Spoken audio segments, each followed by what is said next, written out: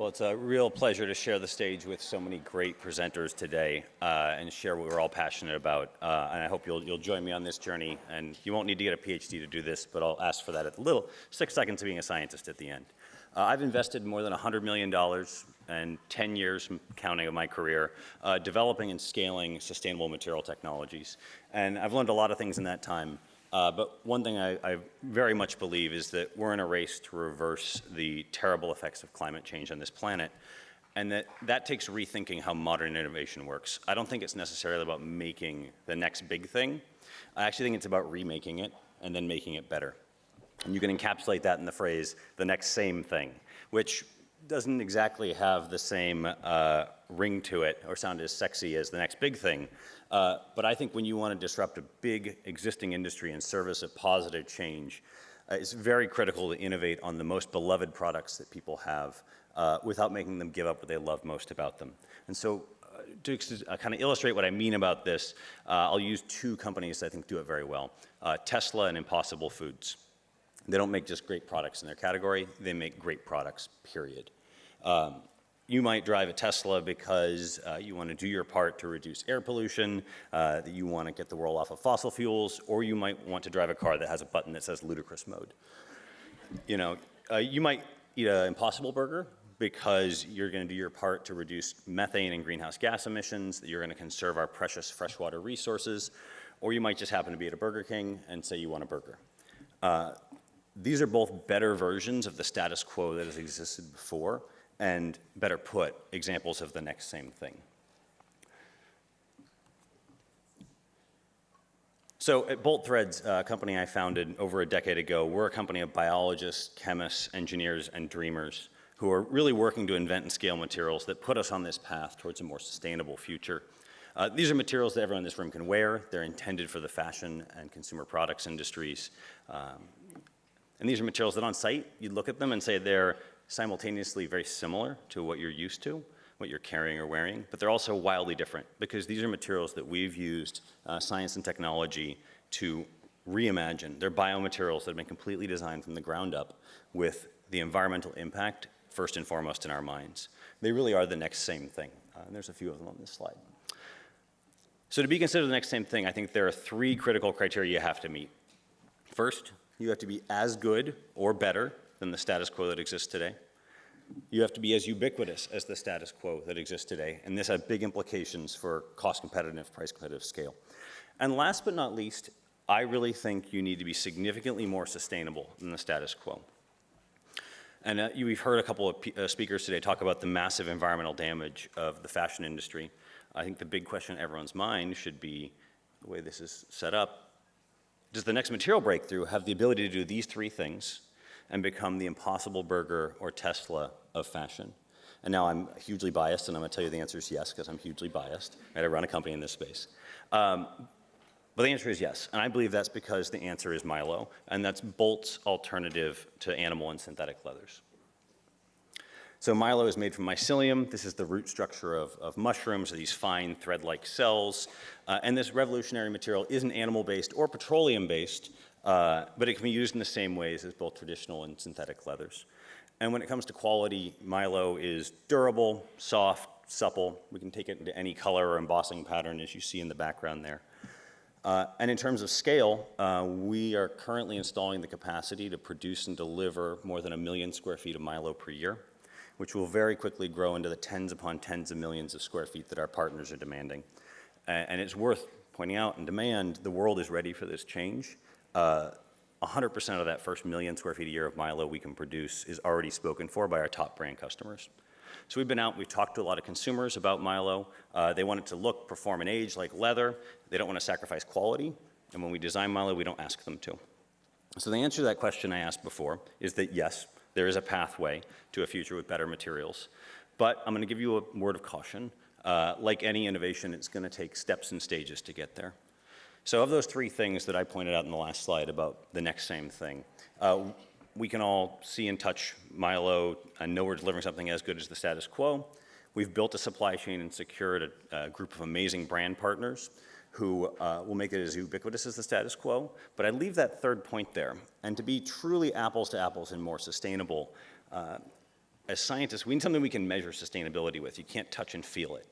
And so to measure Milo's environmental impact, we turn to life cycle assessment, and that's an absolutely critical tool.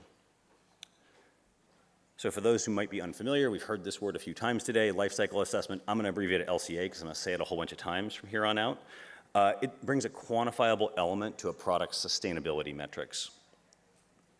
This uses industry data, measurements that we take in a process or anyone who's running a process takes, and evaluates the environmental impacts ranging from inputs, manufacturing, product usage, and disposal, and compares it to the status quo. It's an in-depth, annoying, detail-oriented process that combines a bunch of variables into a mathematical model, and then we have it vetted by independent third-party reviewers to confirm both the data and the results that come out of the model. And for our companies who are really striving to make the next same thing, an LCA allows for an accurate comparison of sustainability, really apples to apples. And so for Milo, we're really doing that comparison to animal and synthetic leathers. Because we're trying to be better, but intentions aren't good enough. We want to measure it and then ask this question of how much better are we than the alternatives that we're replacing out there, and hold ourselves to a very high bar. And then we work on focusing our resources to improve all the different aspects of production and development so that we can have the greatest possible environmental impact. And this, put in a different way, we aren't just gathering data to gather data, we're gathering data to inform the decision-making process to actually have a big impact in the future. Typically, if you're a company or someone doing a process like this, you wait until late in R&D or maybe all the way into commercial phase of your product before you go and do an LCA. It's done more to bolster sustainability claims or in retrospect rather than at the beginning. But at Bolt, we've done this from the beginning. We've invested in an LCA model early in our R&D process, and it's incorporated deeply into all the decisions we make. So we're making impact-based decisions on the data that's coming out of what we're developing. Because we aren't interested in sustainability solely to market it. We're not in the business of greenwashing. We're not in the business of creating feel-good, hyped-up biomaterials. We're an organization of data nerds, scientists, chemists, a whole bunch of people who love numbers. And we invest in science and research to ensure that the materials we deliver to our brand partners are truly better for the planet. And investing in the LCA allows us to stand behind the claims we make. And these are going to come in a general form that's going to sound something like this. I'm not going to tell you the numbers yet because we're not going to release it until we release a product to put it in front of you with the number to match to the product. But when we look at Milo compared to livestock, raising livestock, we use vastly less water and vastly fewer greenhouse gases emitted in the process. And we want to be able to stand behind everything we put out and know that it's getting better. So Milo is really our template at Bolt for the future. These are materials that are made, scaled, and end their life cycle in a sustainable way without asking the consumer to make big sacrifices. But if you're wondering, these LCAs sound like they're vitally important. Why isn't every company doing them? There's many reasons. I'm going to give you my top 4 real quick. One, it's hard. We've spent quarters and quarters building and refining and going back and forth on this, and it relies on constant upkeep because the quality of the data you generate and put in tells you how good that data that comes out and how good the decisions are going to be. Annoyingly, as a scientist and engineer, they really don't always tell you what you want to hear when you go in. You got to be willing to face the hard truths of the things you're doing that are good, bad, ugly, and need to be changed along the way. It's costly. It starts at tens of thousands of dollars and quickly goes up depending on who the person doing it is. That may be hugely impactful, or it may not be that big a bill to foot. And last but not least, LCAs don't tell you everything. There's some things that they can account for very easily. Carbon is a good example. Water usage is good. But choosing 2 different process chemistries and what's better is a really tough thing for an LCA to discern. So the LCA isn't perfect, but at Bolt, we pair it with green chemistry, world-class production and labor practice tools into a holistic framework. And it allows us to quantify that in the ongoing process of improving sustainability of the fashion industry, we aren't just making easy updates, but rather looking where we can make the greatest impact and make decisions that are actually very material to our materials. And that's where I want all of you to come in, actually. We are on a planet that, in many of our opinions, is barreling towards an environmental catastrophe, and our time is very short. I watch these climate marches and participate in them, and my favorite sign is there's no planet B. And I think that improving the materials that 7 billion of us and counting every day and have closets full of matters right now. So as a group of people who care passionately about the future of this planet, I'm inviting you to join us on this scientific journey, and the difference we'll make together will be world-changing.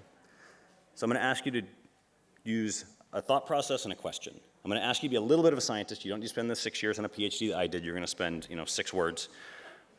When you see a sustainability claim, even the ones I make, you should be skeptical, first and foremost. You should be asking, how is that claim supported by data, and show me that data. Your job is to keep all of us who are working on all of these sustainability projects for the future of the environment and this planet, keep us accountable, keep us honest. Because together, we can put an end to practices like greenwashing and hyped up materials that make no real impact.